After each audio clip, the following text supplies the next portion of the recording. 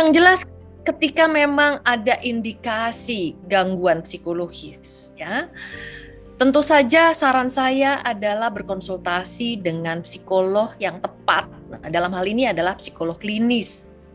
Psikolog klinis adalah bagian dari tenaga kesehatan yang tentu saja akan bekerja sama dengan dokter, psikiater, dan lain sebagainya yang terkait dengan masalah-masalah fisik dan mentalnya, gitu ya. Yang jelas, kalau kita selama ini mengenal ada istilah medical check-up, saya juga seringkali mempromosikan atau memperkenalkan istilah psychological check-up. Psychological check-up penting sekali loh dalam kehidupan. Minimal dalam hidup tuh ada 7 kali psychological check-up. Ya, mulai dari masih kecil, kemudian mulai mau masuk SMP, masuk SMA, masuk kuliah, masuk kerja, mau nikah, dan lain sebagainya. Itu penting. Supaya kita bisa mendeteksi adanya potensi resiko gangguan-gangguan psikologis sebelum berlarut-larut dan sebelum menjadi sebuah gangguan yang membebani baik diri maupun orang lain.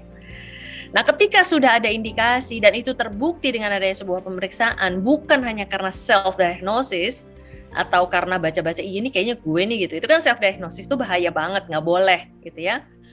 Karena sekali lagi justru itu bisa mempengaruhi kondisi psikologisnya sendiri gitu. Jadi, tapi kalau misalnya sudah ada indikasi, lingkungan juga melihat kayaknya udah punya masalah nih.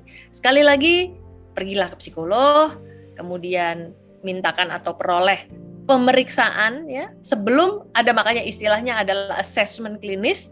Lalu kemudian setelah assessment, ikutilah intervensi yang memang dibutuhkan untuk melakukan perubahan dan perbaikan. Nah, intervensi ini sendiri pun pasti ya, saya yakin tidak ada obat yang manis dan enak.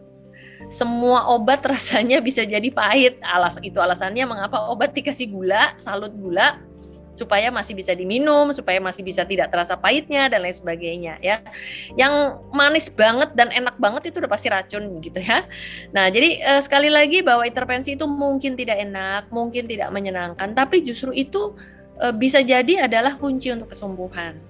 Nah, oleh karena itu jangan ragu untuk psikolog, jangan berpikir bahwa ke psikolog itu mungkin. Seringkali juga ada ya mengatakan bahwa shopping is cheaper than going to a shrink atau going to a psychologist gitu ya. Jangan, justru bisa lebih mahal karena kita harus berhemat dengan kondisi kesehatan dan kesehatan jiwa kita gitu ya.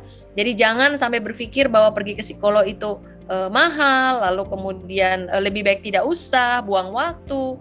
Karena justru ketika dibiarkan menjadi semakin berlarut-larut, bisa jadi justru resikonya menjadi lebih tinggi.